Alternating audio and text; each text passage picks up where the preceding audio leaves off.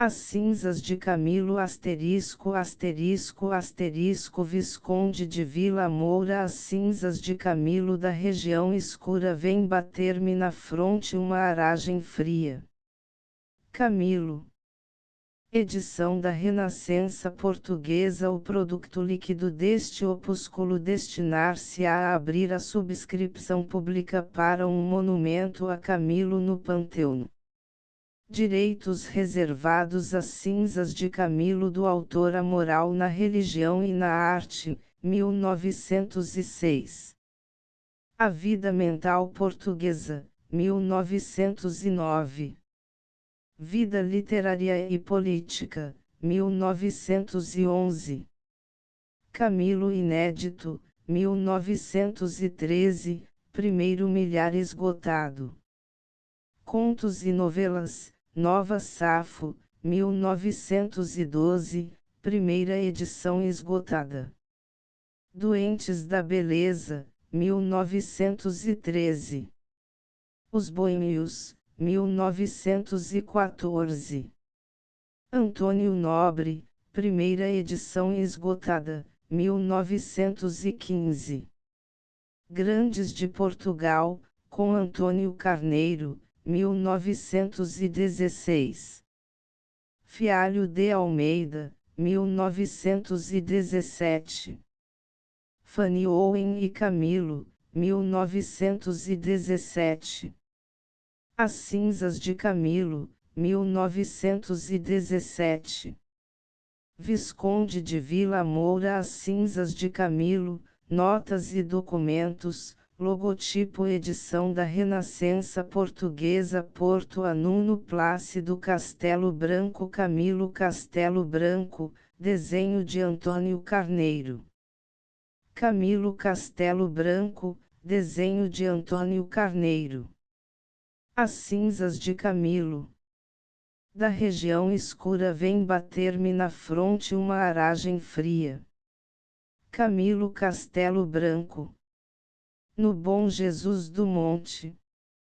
11 Porque de novo volta a público a ideia da trasladação de Camilo para o Panfian. Também de novo entendemos dever voltar ao assunto, menos por discutir as razões daqueles que, contra a sua derradeira vontade, teima em violar-lhe o jazigo, do que por esclarecer o que a tal respeito deixou escrito. Mas recordemos os factos. Eles são, de si, tão claros que Queissai nos dispensam glossário. Camilo suicidou-se em 1 de junho de 1890, pelas 3h15 da tarde. No dia seguinte foi 12 o caso conhecido do público pelos jornais, bem como o destino que devia ter o seu cadáver. Diz o Correio da Manhã, de 4 de junho, Porto, 2 O grande escritor disparou um tiro na cabeça às 3h15 da tarde. Caiu logo em estado comatoso, e às 5h sucumbiu. O médico Ferreira, de Santo Tirso, afirma que a bala fora Queissai até a extremidade do lado oposto. E em nota solta, Camilo pedirá em tempo a Freitas Fortuna para ser enterrado no jazigo dele, chegando até a entregar-lhe um documento redigido neste sentido. 13 De facto, no comboio do Minho das 6h da tarde do dia 3, chegava ao porto o cadáver do romancista, acompanhado por Freitas Fortuna, desde Famalicão, esperando o Nagari, quando muitos 100 pessoas, informa o Correio da Manhã, e entre elas Alves Mendes, Sebastião Leite de Vasconcelos e o editor Costa Santos.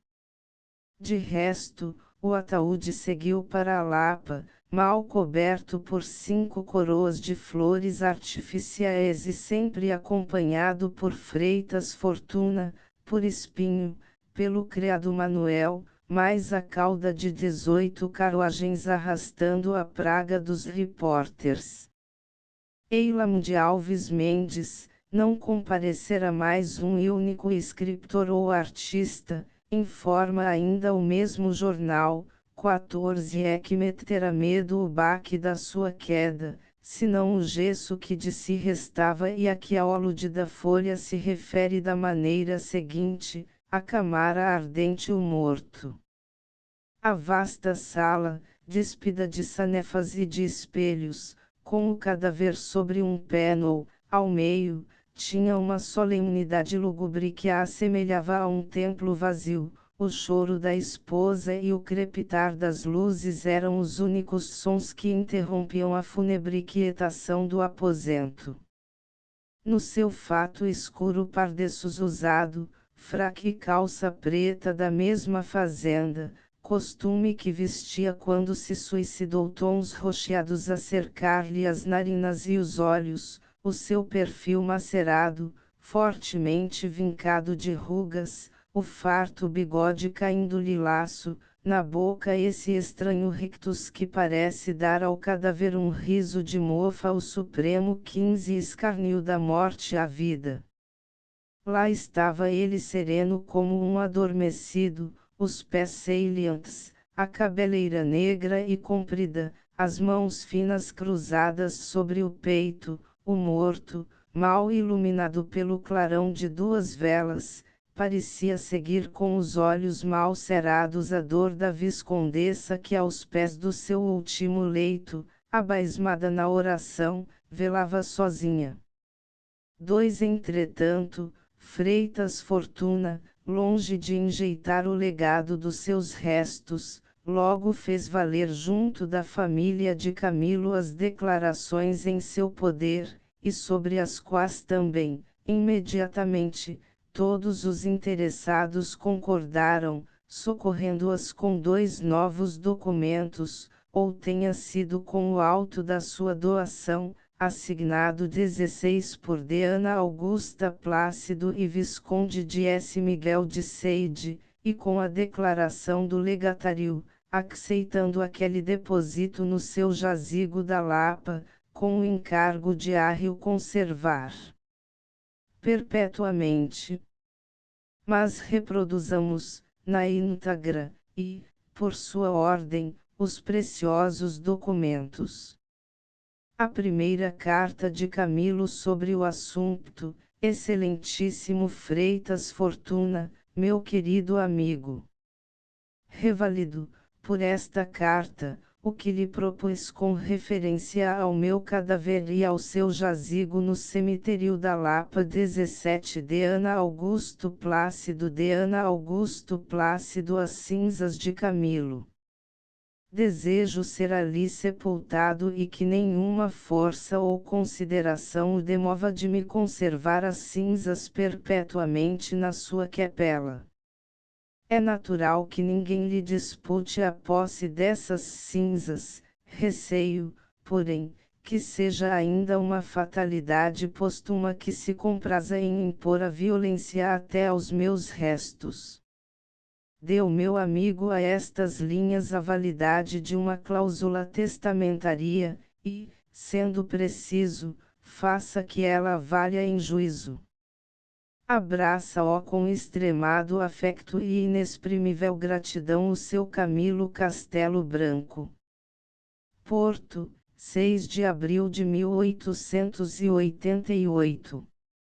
Esta carta foi pela primeira vez patente ao público no jornal O Século XVIII em 4 de julho de 1914, onde nós a publicamos para evitar que fosse por diante a trasladação dos restos do escritor para Belém, que um grupo de parlamentares, a que presidia o ilustre professor Ezar Carvalho Mourão, devotadíssimo admirador de Camilo, tensionava, ainda contra a má vontade de uma parte da Câmara, que, diga-se de passagem, vergonhosamente, e sem conhecimento deste e demais documentos, logo se deu a objectar inações escusas, à conta de uma tal jornada.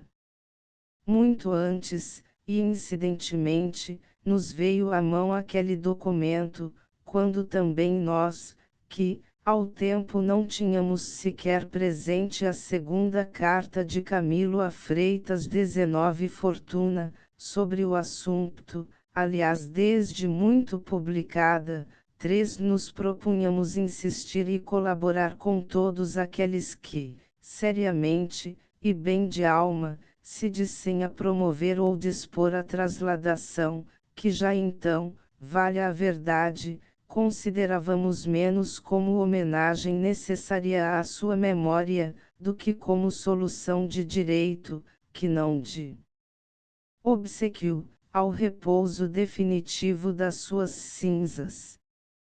Aprestara-se-nos o ensejo de ver realizadas as nossas esperanças, de par das dos maiores admiradores de Camilo Silva Pinto, Sena Freitas e Ricardo Jorge, no melhor número quando, a propósito da deliberação da Câmara do Porto 20 e Renascença Portuguesa que, por si, e independentemente da discussão trágico-burlesca dos parlamentos, se propunham levar a cabo uma tal ideia, nós fomos solicitado a ouvir dos representantes de Camilo a sua opinião a tal respeito, isto é, a consultá-los sobre se autorizariam ou não o levantamento dos restos do escritor do seu jazigo na Lapa.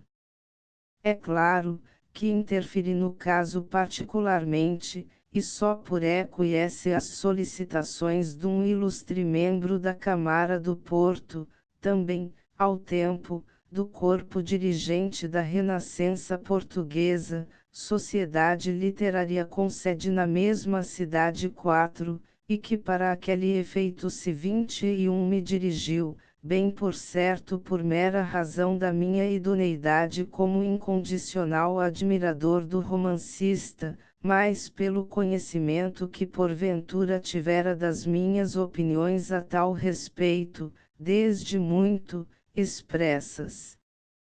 Ora foi a tal propósito que, conjuntamente com a resposta de Nuno Plácido Castelo Branco, eu recebi a cópia daquela carta, pelo punho do Visconde de S. Miguel de Seide, com a ordem de a publicar oportunamente, e como instrução do juízo que porventura seguíssemos, no caso da consulta que, por sua vez, ele devolvia para que sobre ela as corporações interessadas resolvessem.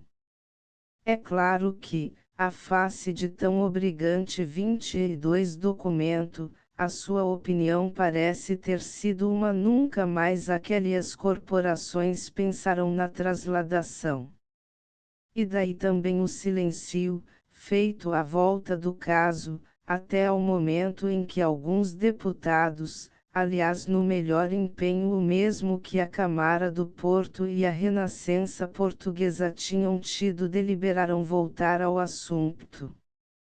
Foi então, repetimos, que, pela primeira vez, entendemos de nosso dever publicar aquela carta, como elucidação aos promotores da inoportuna homenagem, e tão cabida ela foi que logo, avisadamente, aqueles desistiram do seu intento, transferindo as importâncias destinadas à sua despesa para o levantamento 23 de um monumento, infelizmente já bem tardio, a Camilo.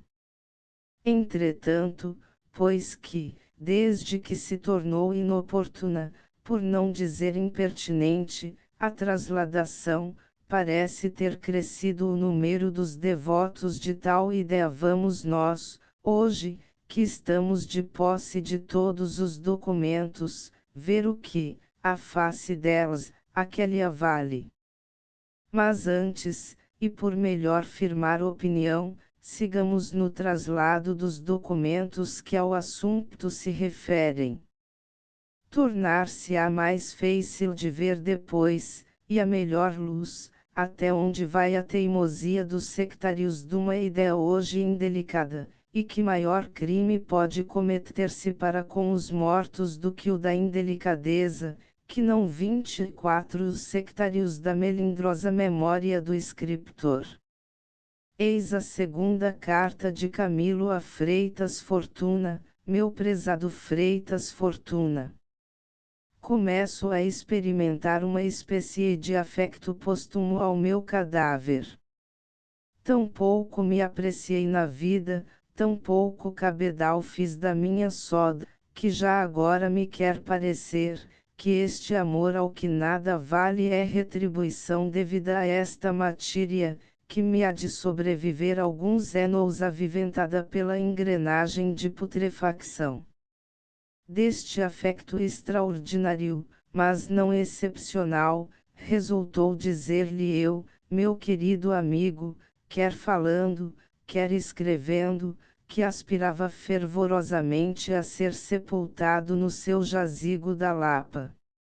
E bem certo que, para além da campa 25 ao que quer que seja que ainda nos prende as coisas mortais. Sei que no seu jazigo dormem o sono infinito seus extremosos progenitores. Ambos conheci na flor da vida, no esplendor da honra, nas lutas do trabalho e na pujança da alegria e da felicidade. Ambos morreram no vigor dos anos, se podem considerar-se mortas duas imagens sagradas que renascem na alma de um filho ao fogo da sua saudade, com o seu respeito filial, com as suas lágrimas represadas, e que os anos ainda não poderão cristalizar em glacial indiferença. Volvido um longo prazo as cinzas do meu querido Freitas irão aos braços já cinzas também de seus pais estremecidos.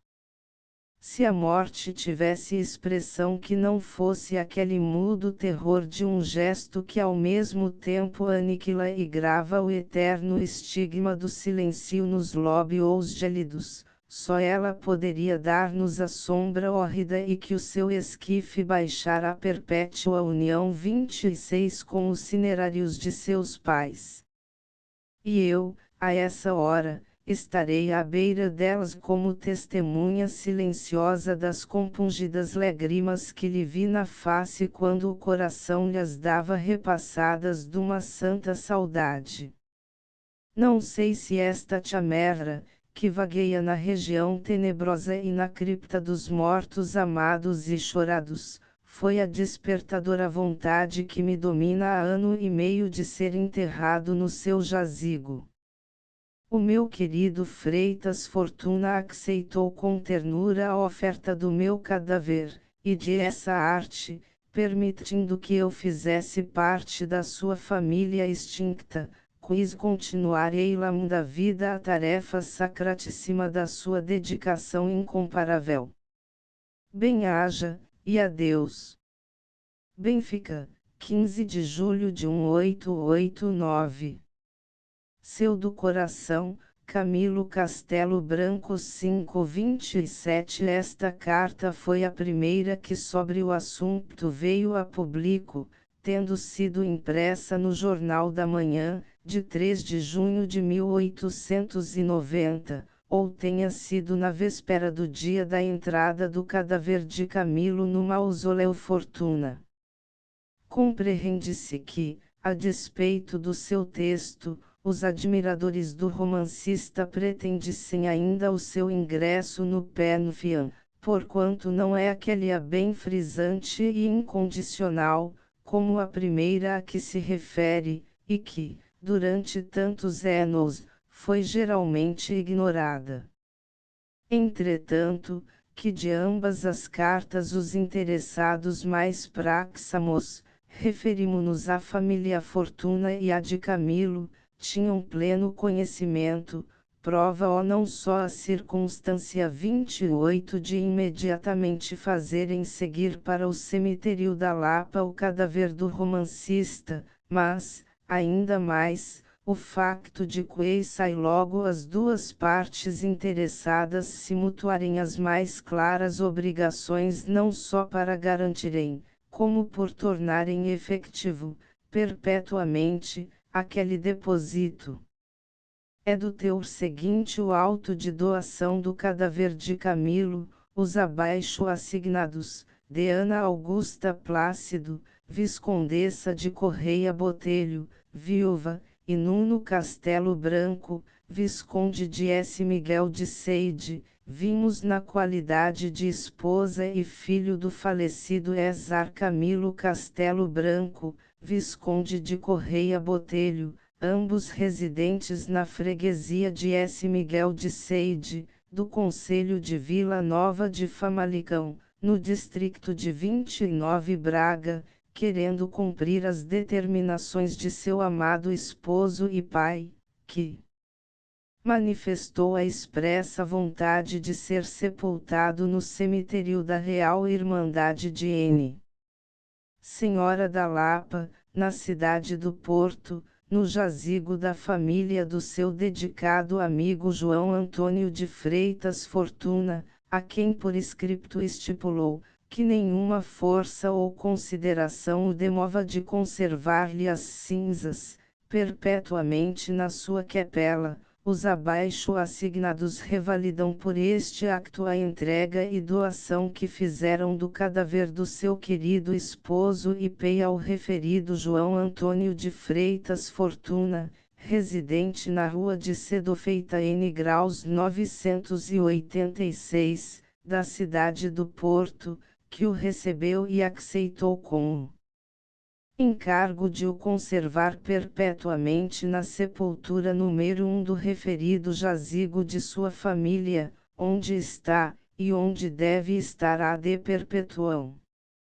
E por isto conferem ao indicado João Antônio de Freitas Fortuna, e aos seus representantes, que através dos tempos possam vir, e forem os legítimos possuidores 30 da referida capela, todos os poderes em direito necessários, sem exclusão alguma, e com a faculdade de subestabelecerem, para que nunca, e sob qualquer pretexto que seja, possa ser retirado da indicada sepultura perpétua em que jaz o cadáver do César Camilo Castelo Branco, porque tal foi a sua expressa vontade dele, assim como é dos abaixo assignados, que a fazem boa e querem que seja sempre cumprida como disposição testamentária para o que por este título de doação onerosa desistem de todos os seus direitos ao referido cadáver e outorgam sem reserva alguma a João Antônio de Freitas Fortuna e a seus legítimos representantes na posse do referido jazigo,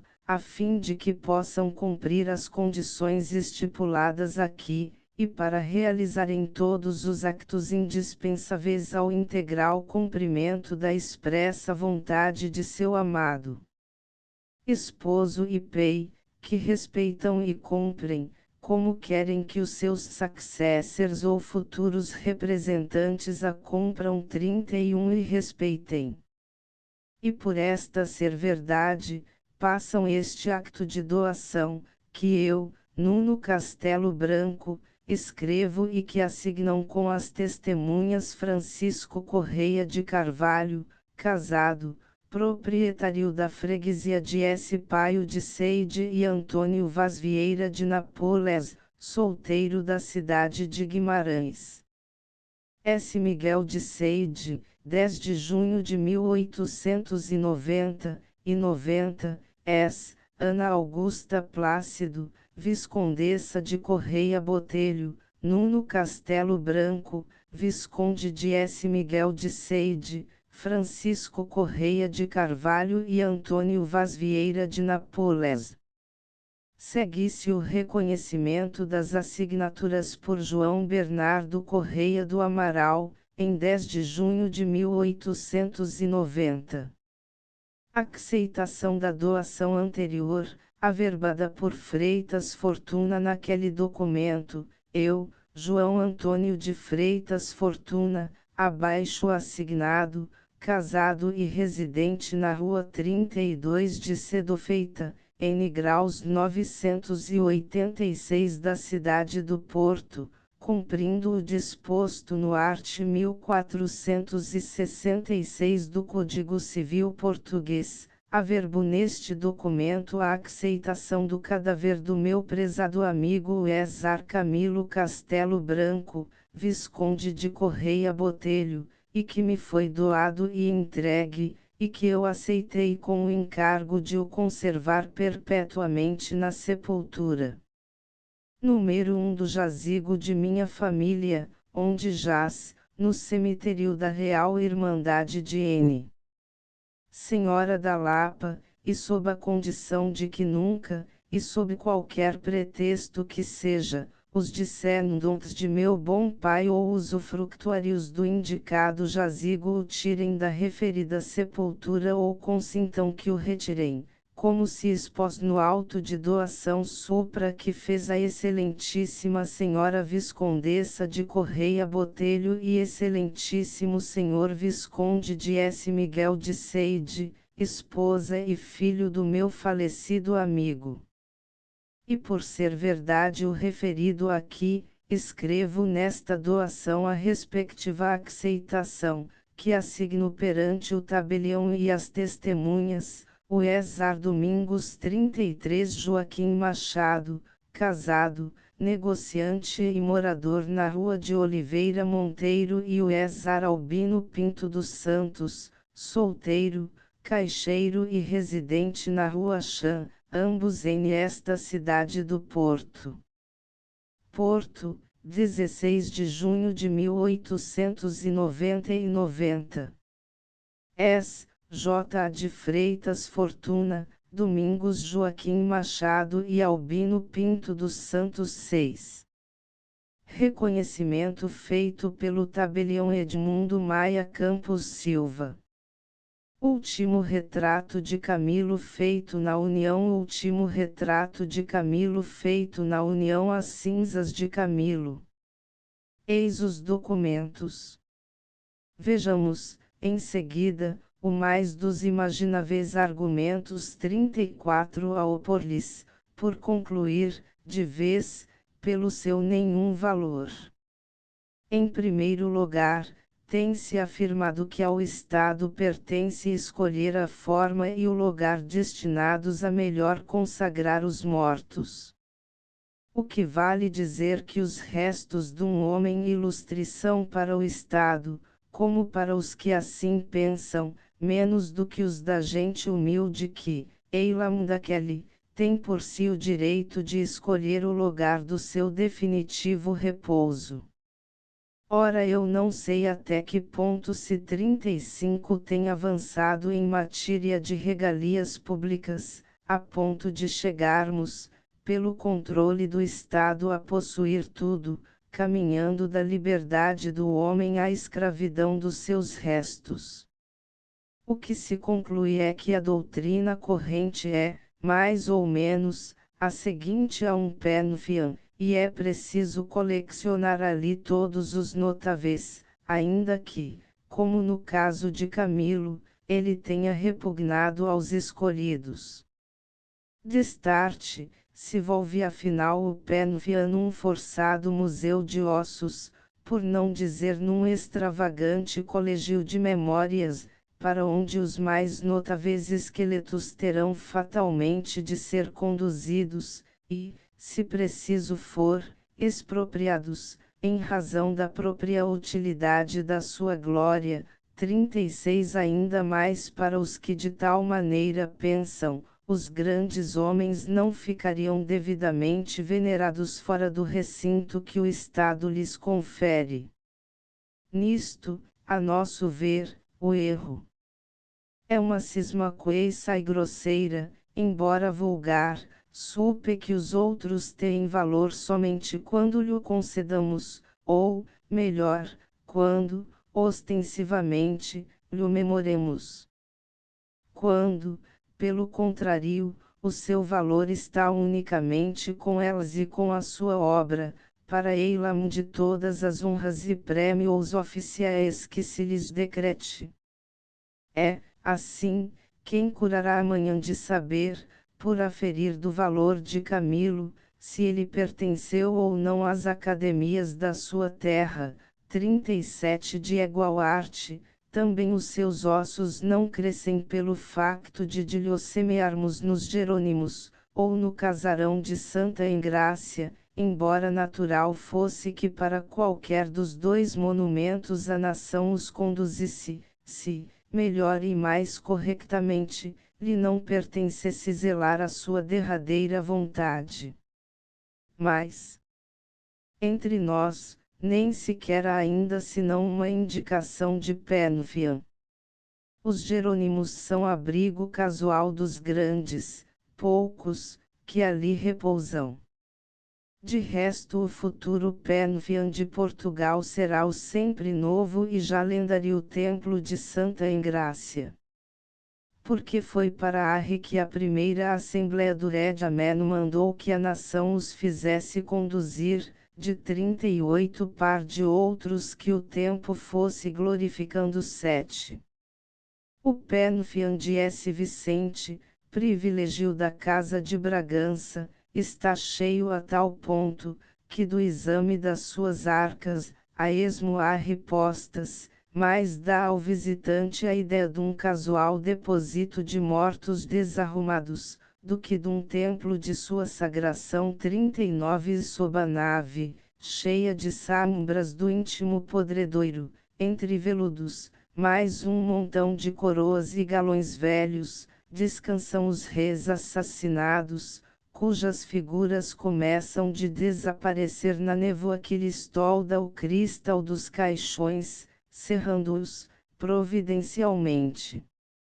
Ao espetáculo da sua decomposição em público 40 tem um ar de pátrio lúgubre a estranha galeria, cujos silêncios são para o espectador como que compassos do grande carnaval histórico a seguir, e que as duas sombras fantasmas dos áltamos reis parecem ainda refletir do gesso misterioso das suas torturadas máscaras emblemáticas.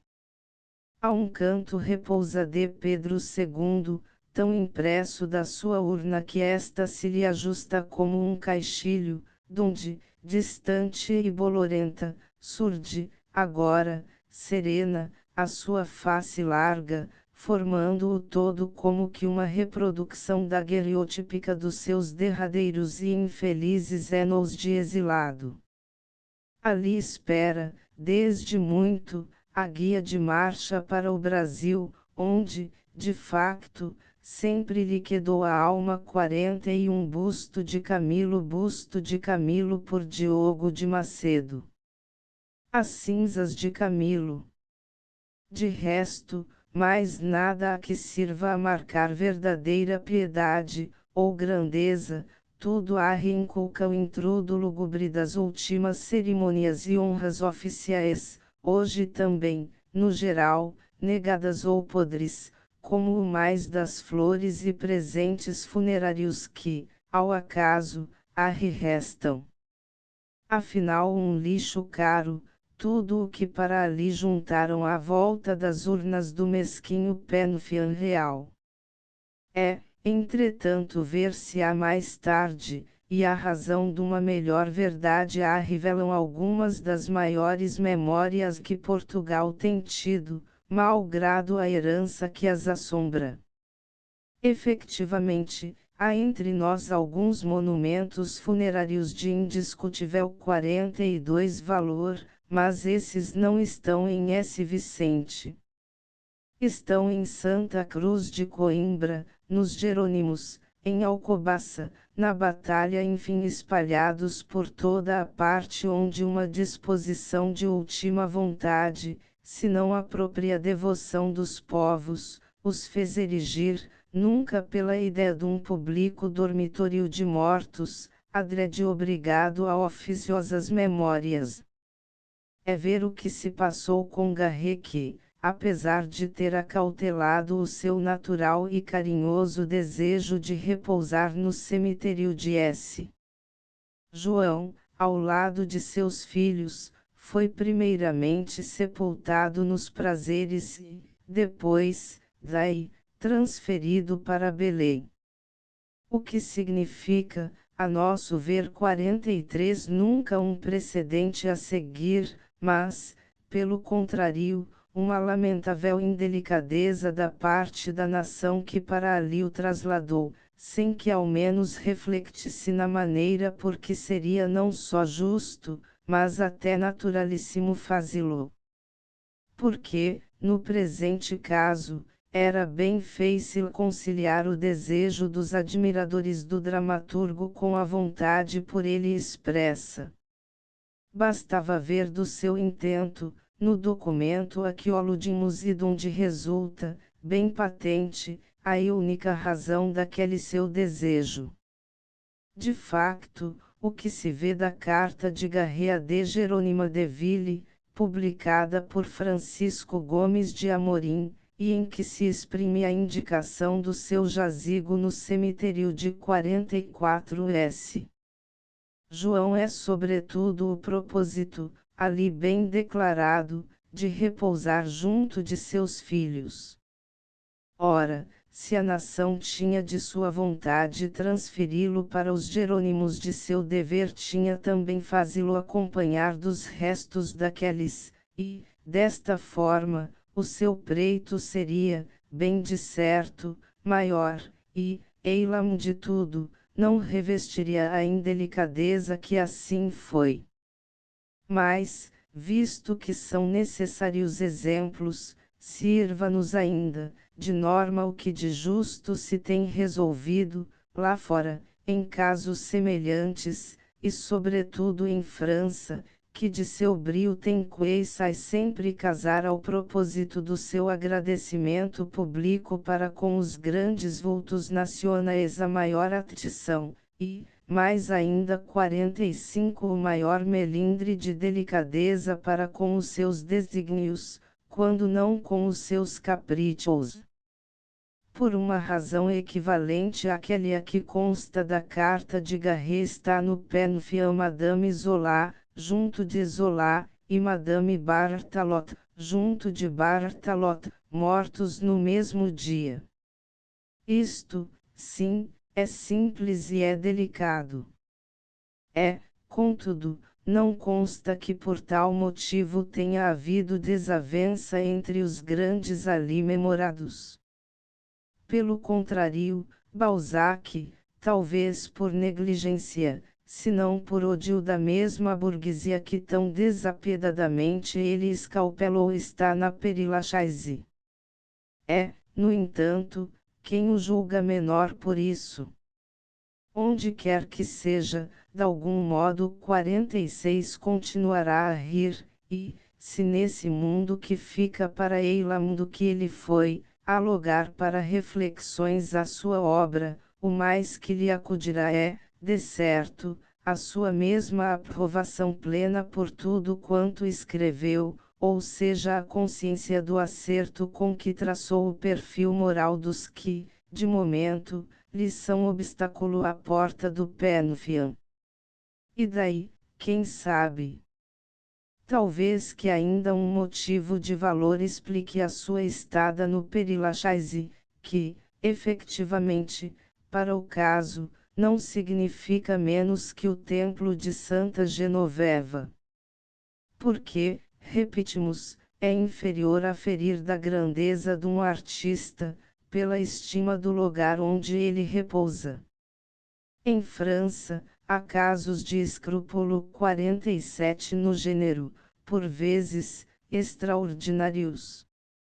Assim, em 1885, foi profanada a igreja de Santa Genoveva, unicamente para que nela entrasse Victor Hugo, 8 e, contrariamente, por motivo da confissão católica de Pasteur, não foi este para aquele templo, mas para o seu próprio instituto, onde jaz guardado em capela própria.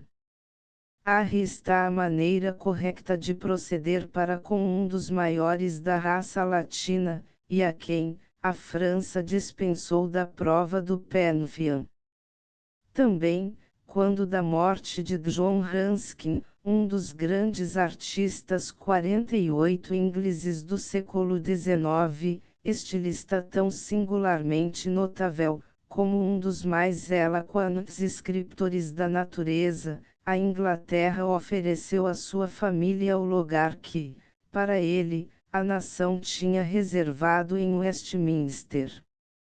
Pois a família, recusando um tal oferecimento, bem de certo em adição à última vontade do artista, preferiu sepultá-lo na aldeia de Caniston, perto da escola das crianças do povoado, para quem também ele, no dizer de Robert de La Cicerane, havia composto os seus cânticos.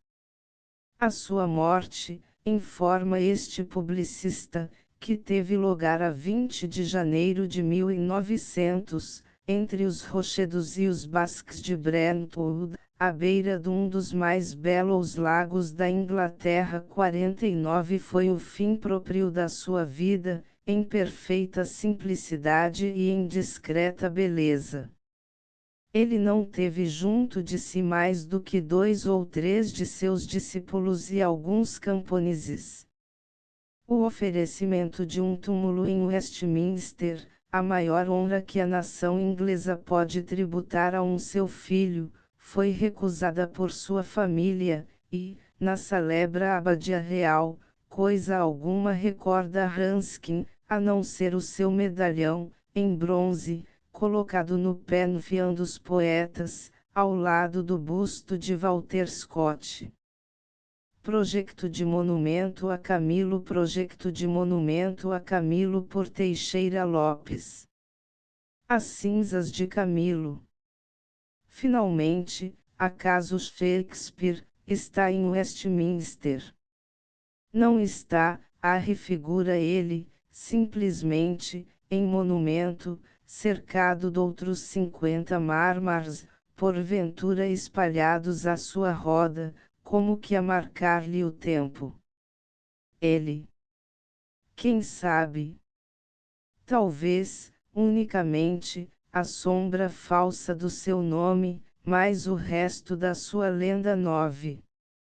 Presumivelmente jaz em Stratford, no coro de uma velha igreja gótica, perto de um rio escuro, os 52 Avon, e, como que, ao acaso, guardado pela esguia escolta das suas árvores. 53 indica ao viajante, mais do que o monumento, ultimamente ali levantado, uma pedra que mal sobressai 54 da parede, com uma quadra aviso, que geralmente lhe é atribuída. 55 é uma quadra curiosa, que vale a pena ler e, por desventura, esqueceu lavrar na sepultura de Camilo. 56 onde, já agora, se torna necessário esculpir a cláusula testamentária do romancista acerca da sua sepultura.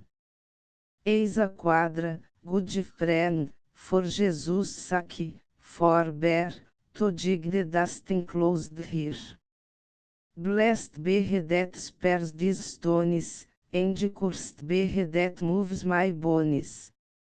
57 E amaldiçoado seja o que revolver os meus ossos. Gritou Shakespeare, ou a tradição por si. E tal defesa bastou a que jamais se destampasse o misterioso jazigo. Enfim, pois que eram precisos exemplos, ficam os maiores, a 58 que poderíamos juntar outros, da rejeição de Pantheon sem que os peisas a que aqueles notáveis pertencerão, descessem, algum dia, a obrigar as suas memórias a um pariato de cinzas que, por cláusula testamentária, ou circunstâncias casuais, pudesse tomar-se como violência. Entretanto, jamais a França ou a Inglaterra renegarão do culto quasi fanático em que têm os seus imortais, e, sobretudo, aqueles que por si bastariam a afirmar, mais do que o prestígio dos seus peisas, o valor das respectivas raças. Derivando daqueles casos, ou antes aprendendo da etatud de 59 nacionalidades se assim é preciso, arritemos, naturalmente, indicado o que ao Estado, ou melhor ao povo português pertence resolver, acerca de Camilo, e sempre de acordo com a sua memória. Levante o povo português, ponhamos sempre de parte, em questão de pleito a artistas, os representativos. Uma estátua a marcar, de direito, nos Jerônimos, o lugar que, de facto, ele não quis ocupar, à maneira do que se fez em Westminster para o grande trágico de Stratford, e deixemos que os seus restos descansem na Lapa. Também nós, repetimos, enquanto nos foi desconhecido o mais da documentação acima expressa, pugnamos pelo seu ingresso nos Jerônimos 60 como de igual arte, lembrando a página, por certo, mais dolorosa da vida literária de Camilo, uma das que abrem a correspondência epistolar entre o romancista e Vieira de Castro, e onde aquele aluda de Ana Plácido, contraindo para com ela, publicamente, o voto das suas inhumações em comum jazigo, eu me recordara de quanto seria natural e próprio a memória das suas conjunctas tragédias a aproximação da que lhe fora companheira e suave cúmplice. Esta página é a mesma em que responde a Vieira de Castro, quando este, numa explosão de amizade, lhe denunciou que os seus inimigos, ao tempo, propalavam para melhor o ferir. Em 61 formara-se uma atmosfera de malquerença contra Camilo, e, como sempre em tais casos, a má vontade dos seus inimigos deu-se a jogar com um abjecto romance, adrede disposto a pôr de seu lado a chamada moral burguesa, ou seja, o estalão mais infame que ainda se inventou para avaliar sensibilidades. Então, a tal propósito lhe contou Vieira de Castro o que, a seu respeito, se espalhara pelas praças, e, por sua vez, ele reproduz da maneira seguinte, que eu, confidente e depositário das cartas que uma senhora casada escreverá a um homem ausente, ameaçara essa senhora de revelar ao marido a culpa indicada nas cartas, se ela continuasse a repelir-me. 62 E que a senhora ameaçada, aceitando metade da minha infâmia, transigira com a proposta. Ora, a tal ensejo escreveu Camilo aquela página, que, já agora, reproduziremos, na parte final, aliás menos como seu desagravo por desnecessário, do que por ver o que, ao tempo, pensava do natural destino das suas cinzas, meus amigos e meus inimigos. Se, por violências de uma paixão brutal, exacerbada pela embriaguez, eu resvalasse à infâmia de forçar a resistência da derradeira mulher na escala das perdidas, Deus sabe quem são as perdidas, ao despertar desse infernal aturdimento com a 63 consciência do meu crime, matar-me-ia com asco de mim próprio. No regaço dessa senhora, tão cruelmente aviltada, tenho 2 filhos. É para meus filhos que eu escrevo esta página que me pareceu até hoje impossível. Receio que elas ainda tenham de ver a serpente da calúnia arrojar-se na sepultura de seu pei. Sinto-me no cabo da vida, e tenho maior pejo da posteridade que dos meus contemporâneos. Quero que estas crianças saibam deste livro que o pregão afrontoso aos caluniadores foi escrito quando ainda viviam as pessoas que podiam desmentir-me.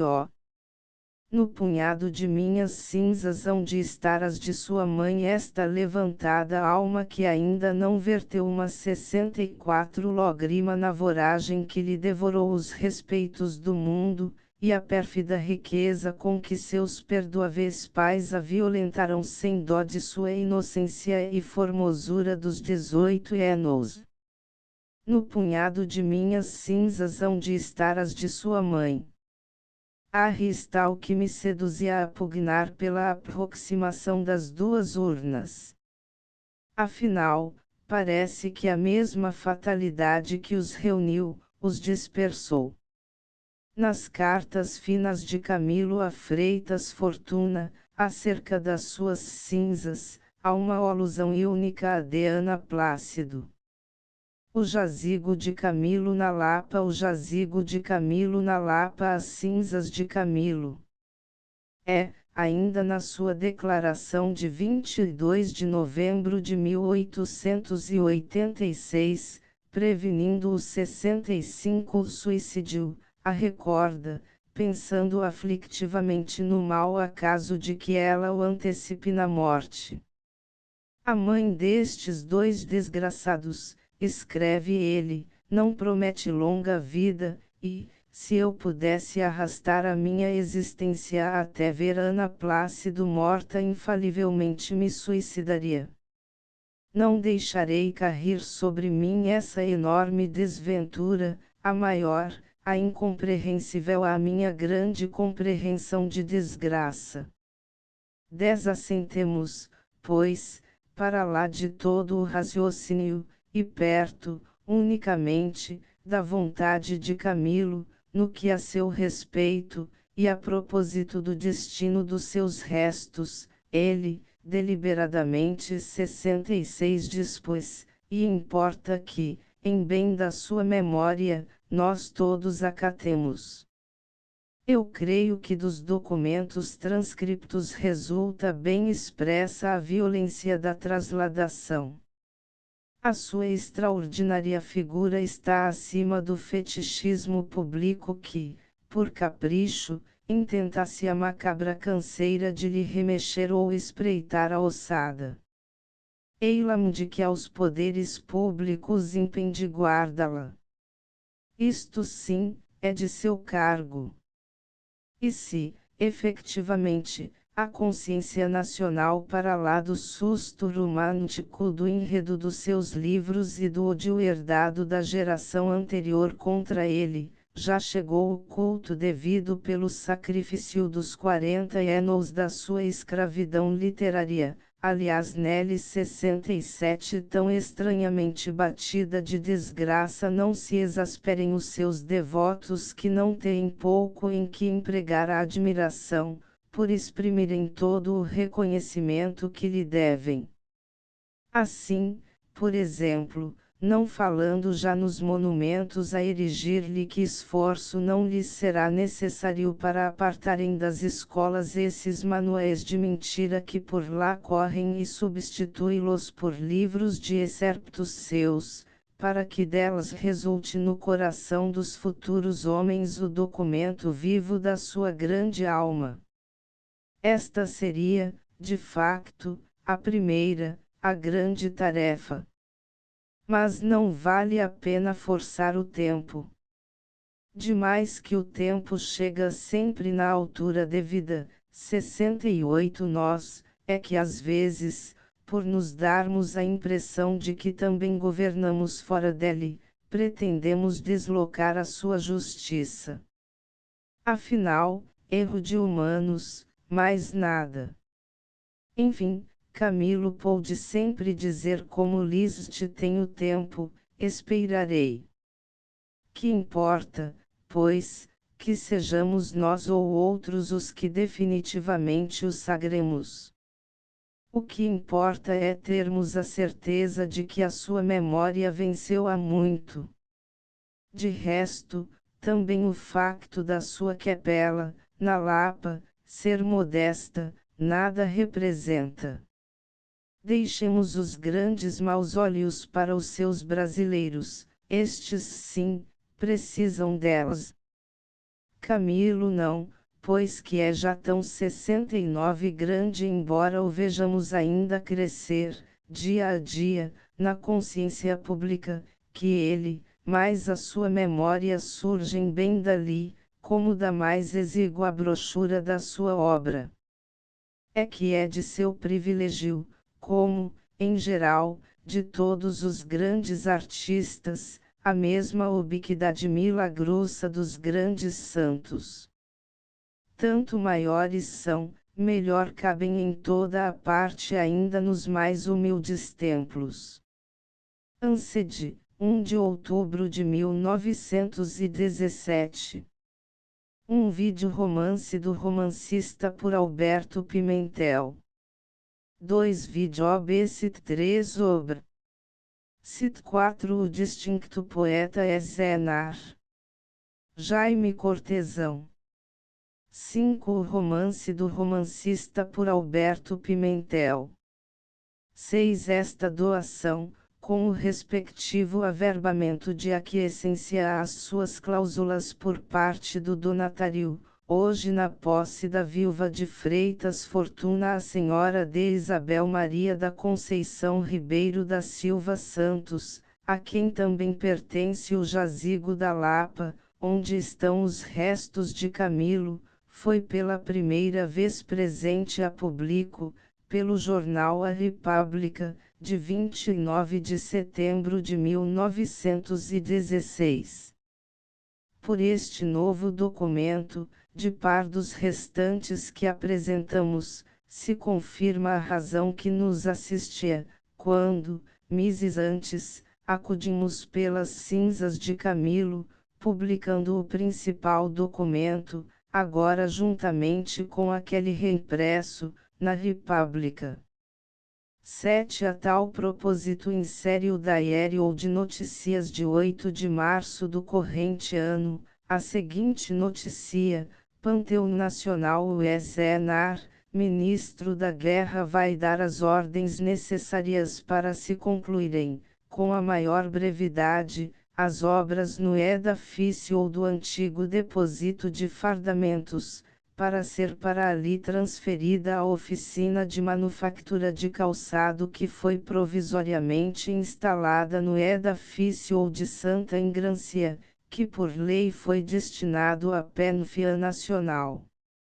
É de crer que dentro de 3 meses o SNR, arquiteto Adams Bermudes possa prosseguir nos trabalhos de adaptação daquele grandioso edifício ao fim que por lei lhe foi destinado.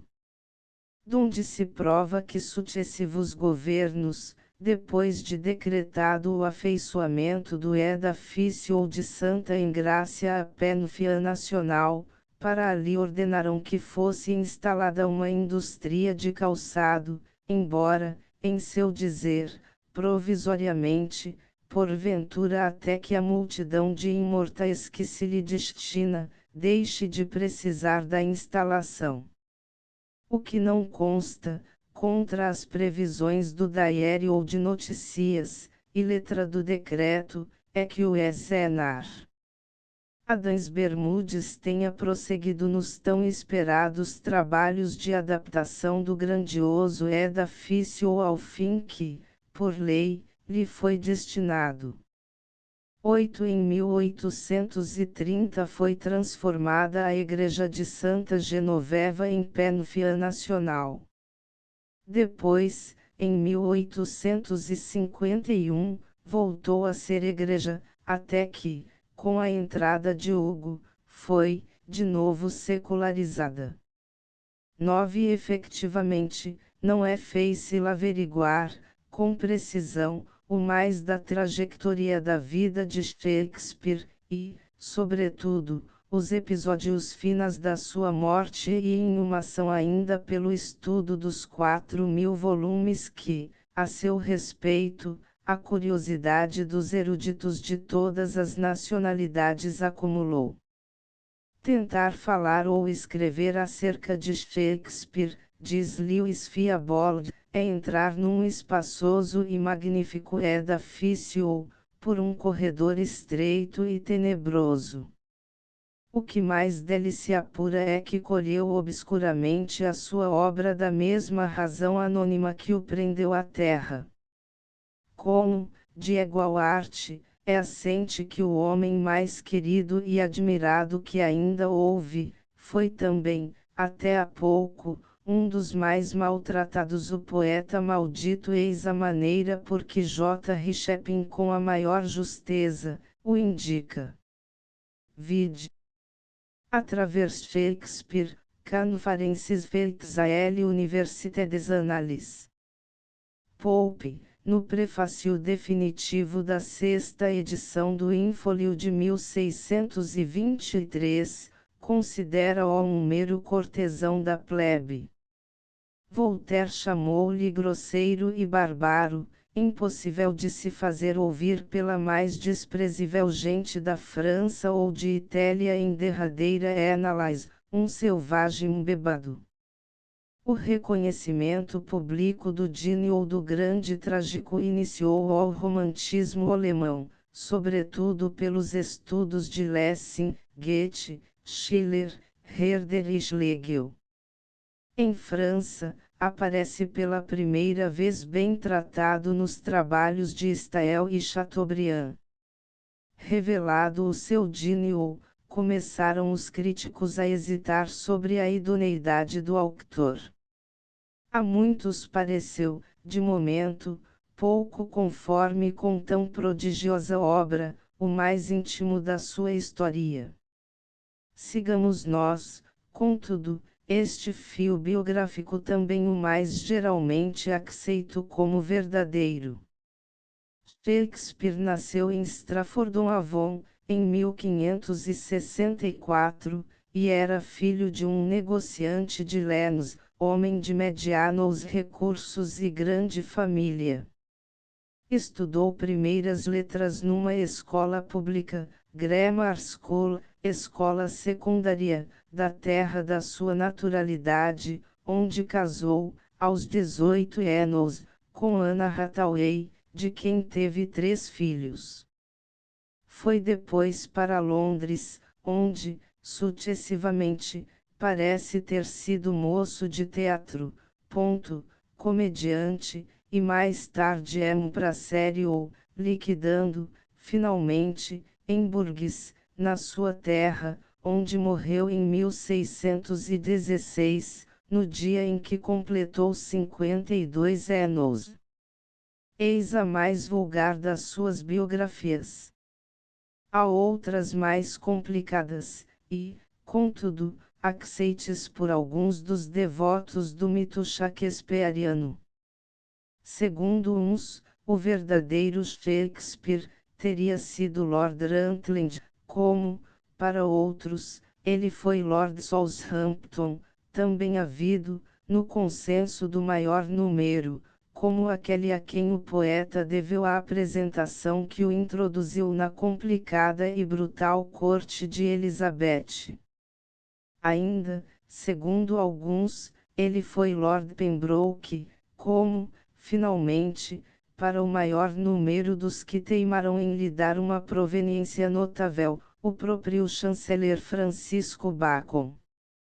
É de menos interesse e impróprio às medidas de uma nota a reprodução dos argumentos em que se firmam as diferentes hipóteses, assentemos, porém, em que nenhuma delas vai além de conjectura. O autor do Lord Rutland Estrada Shakespeare M. Celestine Denblom, conclui as mais extraordinárias observações acerca do falso Shakespeare. Assim, segundo este autor, ele começou por seduzir a noiva, a quem só desposou, ameaçado de morte pela família dela, e a quem empobreceu, gastando-lhe o dote. Depois foi vagabundo e engajador de soldados, fora salteador de estrada, e, mais tarde, protegido por Lord Rutland Southampton, chefe de cavalariça, contra a regra do teatro, etc. De resto, afirma ainda, ele não sabia sequer assignar o seu nome, que emprestara a Rutland, e este fazia escrever no final das peças, e que, por punhos diversos, aparece também diferentemente ortografado, Shaspere, Shagsbury, etc. Quer dizer, o ordinário e baixo Shakespeare é nem mais, nem menos do que um personagem dos dramas de Rutland, o seu Falstaff, cínico e crapuloso, bêbado e usurário, de quem o Lord usava o nome por firmar as peças, que considerava abaixo da sua notória prosapia. Com que oportunidade, lidos estes fantásticos passos do genial poeta maldito, nos vêem à memória as palavras que, da sua alma, ele passou para a boca de Maquibé, a vida. Mas se a vida não é mais do que uma historia, contada por um tolo furioso e que não significa coisa alguma, asterisco enfim, saímos a custo dos múltiplos enredos da sua vida, pela única porta aberta ao mais dos críticos a da sua arte, instruída da sua primeira tradição, também a única verosimil. Quanto às extravagâncias possíveis e até prováveis, antes da ida definitiva para Stratford, mais do que o conhecimento das suas ficcionárias biografias, nos esclarece a história da corte de Elizabeth, com todo o seu enredo estranho. Henry Shepin, cujos estudos em parte resumimos, no desenvolvimento da presente nota, não só frisa a influência daquela corte, na obra do poeta, como conclui, a propósito do seu caráter e arte, o seguinte: a arte e a moralidade estão sobre dois planos diferentes, dois planos que se não confundem, em boa verdade. Que de tempos a tempos estejam de acordo, simulando juntar-se sobre um plano e único, eis o que pode suceder e encantar-nos. Mas se os dois planos se mantêm separados, que fazer? Eu desejaria, de certo, que ele, Shakespeare, tivesse sido, ao mesmo tempo, um homem honesto, o grande artista, um bom pai, bom marido, mas, nem por isso, deixo de preferir que ele tenha sido o contrário de tudo aquilo e nos tenha dado uma bela obra. O que vale concluir pela necessidade de admitir Shakespeare, tal como nos surge à primeira luz, liquidando a sua aventura dramática pelo regresso a Stratford, onde parece ter vivido os últimos 5 anos, longe do teatro das suas maiores façanhas pessoas, como dos seus dramas porventura viciento e avaro, como Nolo Pintão, distraído no seu novo papel de rico, e, no entanto, sempre, de alguma forma, lembrado das suas antigas relações e vida de China, como é positivo e se vê ainda do próprio Testamento, em que contemplou dois camaradas. Assim chegamos, naturalmente, e ainda guiado pela lenda, até a morte do poeta, na sua terra de origem, afinal também a mesma onde, porventura, a seu desejo, foi inumado e, de direito, é que descanse. Isto, malgrado as lamentações de Irving, quando, ao visitar o seu túmulo, entre os velhos monumentos da nobreza, que o rodeiam, notava, com mágoa, o seu desenho mais do que modesto. Confrontem-se J. R. Shepin, Obecit, Obras Dramatiques de William Shakespeare, Traduction par Georges Duval, W. Irving, e Garrick. 10 Vide Camilo inédito anotado. Índice das ilustrações: Retrato de Camilo por Antônio Carneiro, Retrato de Ana Augusta Plácido, Último Retrato de Camilo feito na União, Busto de Camilo por Diogo de Macedo, Projeto de Monumento a Camilo por Teixeira Lopes, o Jazigo de Camilo na Lapa. Desta edição fez-se uma tiragem especial de 4 exemplares em papel vinhatman, numerados e rubricados pelo autor. Acabou de se imprimir este opúsculo aos 12 dias do mês de novembro de 1917, na tipografia da Renascença Portuguesa, cita a Rua dos Mártires da Liberdade na cidade do Porto. No prelo, Camilo inédito anotado, segundo milhar. Fanny Owen e Camilo, segunda edição. Asterisco asterisco asterisco End of the Project Gutenberg e-book As Cinzas de Camilo asterisco asterisco asterisco Updated editions will replace the previous one. The old editions will be renamed. Creating the works from print editions not protected by US copyright law means that no one owns the United States copyright in these works, so the foundation, and you, can copy and distribute it in the United States without permission and without paying copyright royalties. Special rules, set forth in the general terms of use part of this license, apply to copying and distributing Project Gutenberg trademark electronic works to protect the Project Gutenberg trademark concept and trademark. Project Gutenberg is a registered trademark, and may not be used if you charge for an e-book, except by following the terms of the trademark license, including paying royalties for use of the Project Gutenberg trademark. If you do not charge anything for copies of this e-book, complying with the trademark license is very easy. You may use this e-book for nearly any purpose such as creation of derivative works, reports, performances and research. Project Gutenberg e-books may be modified and printed and given away. You may do practically anything in the United States with e-books not protected by US copyright law. Redistribution is subject to the trademark license, especially commercial redistribution. Start, full license. The full Project Gutenberg license please read this before you distribute or use this work to protect the Project Gutenberg trademark mission of promoting the free distribution of electronic works, by use or distributing this work, or any other work associated in any way with the phrase Project Gutenberg. You agree to comply with all the terms of the full Project Gutenberg trademark license available with this file or online at www.gutenberg.org/license. Section 1.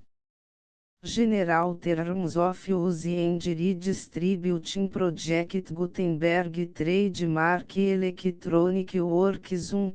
By reading or use any part of this Project Gutenberg Trademark Electronic Work, you indicate that you have read, understand, agree to and accept all the terms of this license and intellectual property, trademark/copyright, agreement.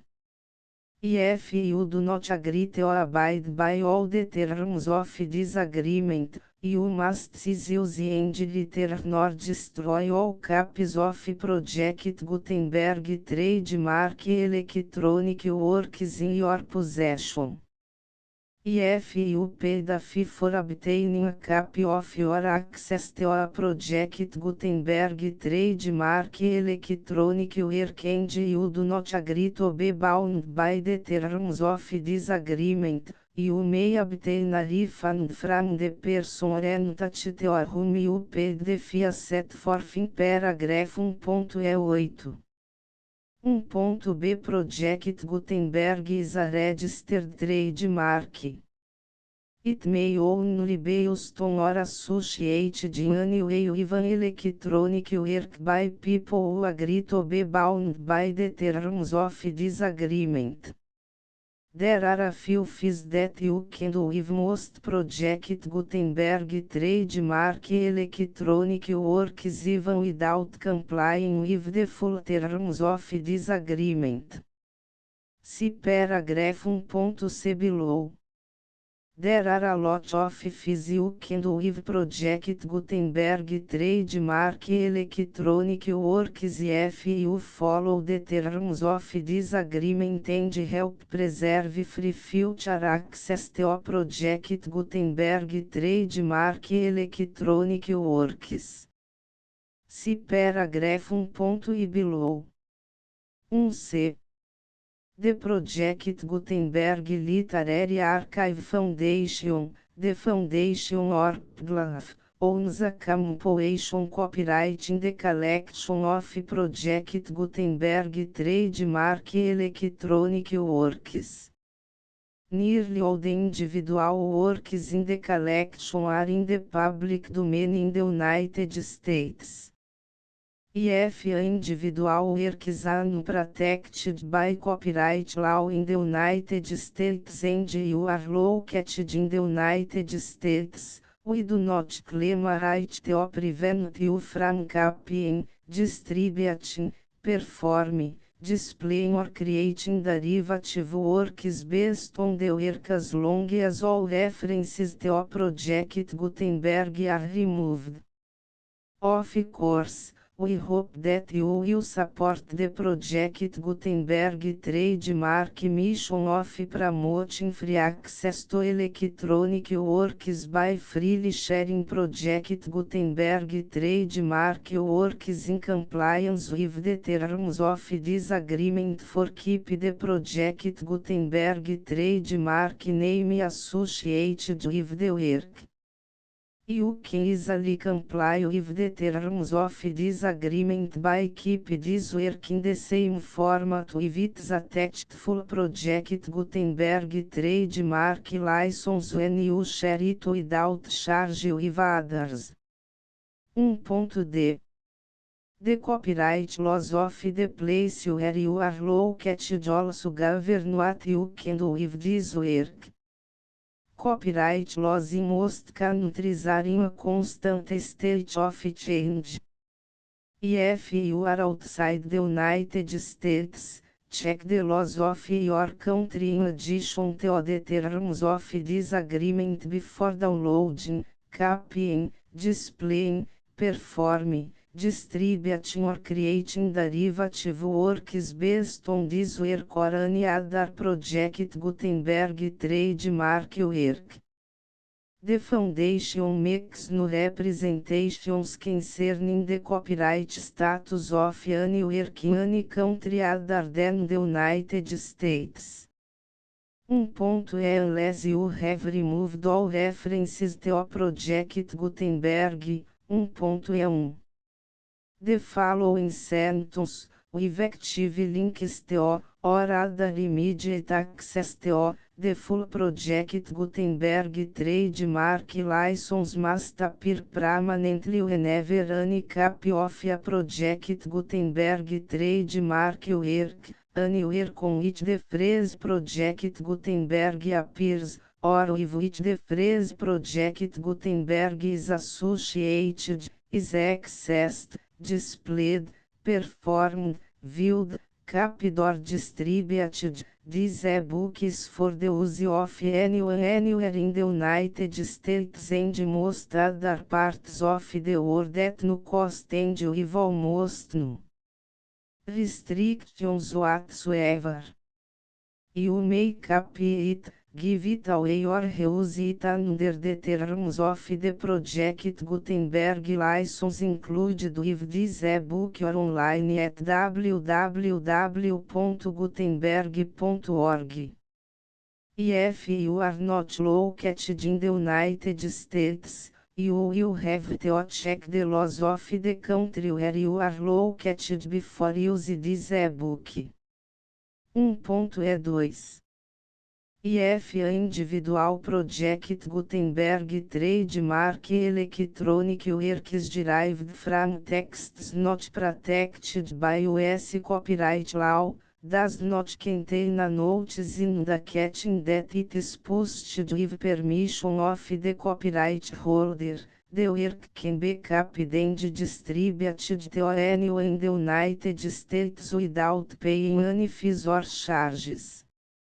If you are redistributing or providing access to a work with the phrase Project Gutenberg associated with or appearing on the work, you must comply either with the requirements of paragraphs 1.e1 through 1.e7 or obtain permission for the use of the work and the Project Gutenberg trademark as set forth in paragraphs 1.e8 or 1.e9. 1.e3 IFA Individual Project Gutenberg Trademark Electronic Works posted with the permission of the copyright holder. Your use and distribution must comply with both paragraphs 1.e1 through 1.e7 and any additional terms imposed by the copyright holder. Additional terms will be linked to the Project Gutenberg trademark license for all works posted with the permission of the copyright holder found at the beginning of this work. 1.e4 Do not unrecord that or remove the full Project Gutenberg trademark license terms from this work, or any files containing a part of this work or any other work associated with Project Gutenberg trademark. 1.e5 Do not copy, display, perform, distribute or redistribute this electronic work, or any part of this electronic work, without permanently displaying the sentence set forth in paragraph 1.e1 effective links or immediate access to the full terms of the Project Gutenberg trademark license.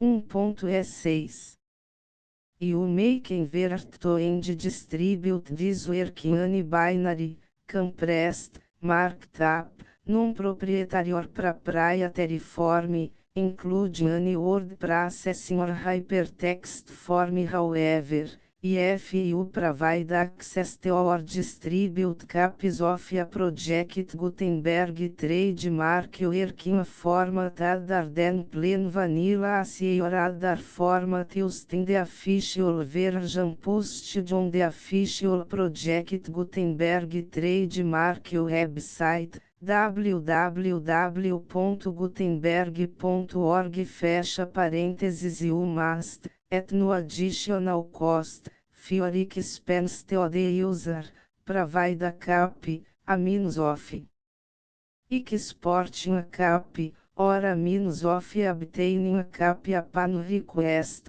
of the work in its original plain vanilla ASCII or other form. Any alternate format must include the full Project Gutenberg trademark license as specified in paragraph 1.e1. 1.e7 Do not charge a fee for access to, viewing, displaying, performing, copying or distributing any Project Gutenberg trademark works unless you comply with paragraph 1.e8 or 1.e9. 1.e8 You may charge a reasonable fee for copies of your providing access to or distributing Project Gutenberg trademark electronic works provided that, item you pay a royalty fee of 20% of the gross profits you derive from the use of Project Gutenberg trademark works calculated use the method you already use to calculate your applicable taxes. The fees or the owner of the project Gutenberg trademark, but he has agreed to donate royalties under this paragraph to the project Gutenberg Literary Archive Foundation. Royalty payments must be paid within 60 days following each date on which you prepare, or are legally required to prepare, your periodic tax returns. Royalty payments should be clearly marked as such and sent to the project Gutenberg Literary Archive Foundation at the address specified in Section 4, Information about donations to the project Gutenberg Literary Archive Foundation. Item you provide a full refund of any money paid by a user who notifies you in writing, or by email, within 30 days of receipt that S/he does not agree to the terms of the full project Gutenberg trademark license. You must require such a user to return or destroy all copies of the works possessed in a physical media and discontinue all use of and all access to other copies of Project Gutenberg trademark works. Item you provide, in accordance with paragraph 1.f3, a full refund of any money paid for a work or a replacement copy, if a defect in the electronic work is discovered and reported to you within 90 days of receipt of the work. Item you comply with all other terms of this agreement for free distribution of Project Gutenberg trademark works. 1.E9 If you wish to charge a fee or distribute a Project Gutenberg trademark electronic work or group of works on different terms than are set forth in this agreement, you must obtain permission in writing from the Project Gutenberg Literary Archive Foundation, the manager of the Project Gutenberg trademark. Contact the foundation as set forth in section 3 below. 1.f1.f1 Project Gutenberg volunteers and employees expend considerable effort to identify, do copyright research on, transcribe and proofread works not protected by U.S. copyright law in creating the Project Gutenberg trademark collection.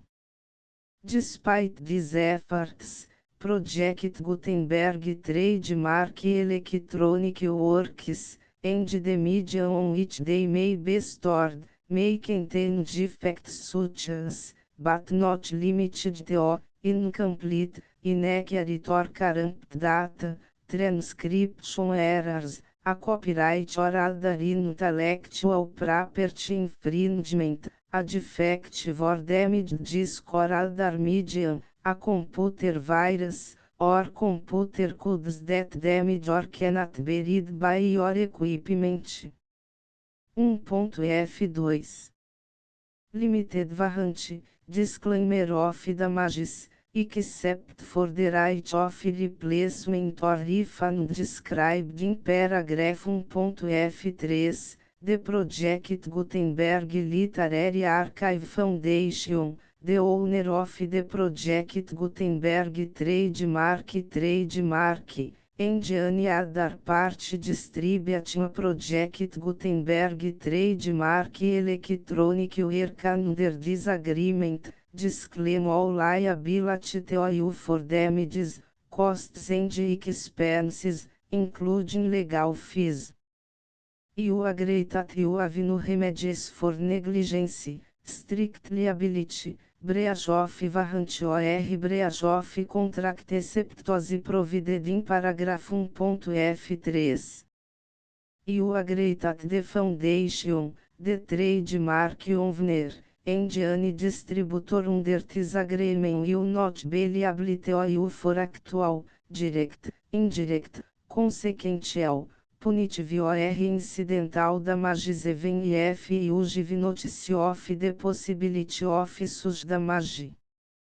1.F3 Limited right of replacement or refund, if you discover a defect in this electronic work within 90 days of receive it, you can receive a refund of the money, if any, you paid for it by sending a written explanation to the person you received the work from. If you received the work on a physical medium, you must return the medium with your written explanation. The person or entity that provided you with the defective work may elect to provide a replacement cap in lieu of a refund. If you received the work electronically, the person or entity providing it to you may choose to give you a second opportunity to receive the work electronically in lieu of a refund. If the second cap is also defective, you may demand a refund in writing without further opportunities to fix the problem. 1.F4 Except for the limited right of replacement or refund set forth in paragraph 1.F3, this work is provided to you as with no other warranties of any kind, express or implied, including but not limited to warranties of merchantability or fitness for any purpose. 1.F5 Some states do not allow disclaimers of certain implied warranties or the exclusion or limitation of certain types of damages. If any disclaimer or limitation set forth in this agreement violates the law of the state applicable to this agreement, the agreement shall be interpreted to make the maximum disclaimer or limitation permitted by the applicable state law. The invalidity or unenforceability of any provision of this agreement shall not void the remaining provisions. 1.F6 Indemnity, you agree to indemnify and hold the foundation, the trademark owner, any agent or employee of the foundation, anyone providing copies of Project Gutenberg trademark electronic works in accordance with this agreement, and any volunteers associated with the production, promotion and distribution of Project Gutenberg trademark electronic works, harmless from all liability, costs and expenses, including legal fees, that arise directly or indirectly from any of the following which would or cause to occur. A. Distribution of this or any Project Gutenberg trademark work. B. Alteration, modification, or additions or deletions to any Project Gutenberg trademark work, and C. Any defect you cause. Section 2. Information about the mission of Project Gutenberg trademark. Project Gutenberg trademark is synonymous with the free distribution of electronic works in formats readable by the widest variety of computers, including obsolete, old, middle-aged and new computers. It exists because of the efforts of hundreds of volunteers and donations from people in all walks of life. Volunteers and financial support to provide volunteers with the assistance they need are critical to reach Project Gutenberg trademark's goals and ensuring that the Project Gutenberg trademark collection will remain freely available for generations to come. In 2001, the Project Gutenberg Literary Archive Foundation was created to provide a secure and permanent future for Project Gutenberg trademark and future generations. To learn more about the Project Gutenberg Literary Archive Foundation and how your efforts and donations can help, see sections 3 and 4 and the Foundation information page at www.gutenberg.org. Section 3. Information about the Project Gutenberg Literary Archive Foundation. The Project Gutenberg Literary Archive Foundation is a non-profit 501(c)(3) educational corporation organized under the laws of the State of Mississippi and granted tax-exempt status by the Internal Revenue Service. The Foundation Senior Federal Tax Identification Number is 64-6221541. Contributions to the Project Gutenberg Literary Archive Foundation are tax deductible to the full extent permitted by U.S. federal laws and your state's laws. The Foundation's business office is located at 809 North 1500 West, Salt Lake City, Utah 84116, 8015961887. E-mail contact links and up-to-date contact information can be found at the Foundation's website and official page at www.gutenberg.org/contact section 4.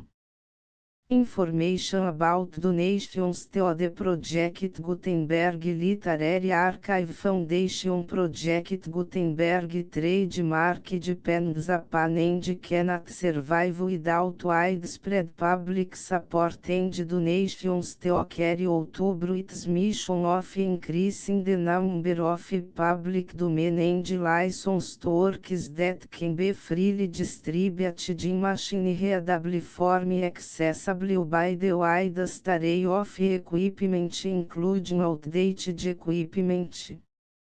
Many small donations, $1 to cifrão 5,000, are particularly important to maintaining tax-exempt status with the IRS.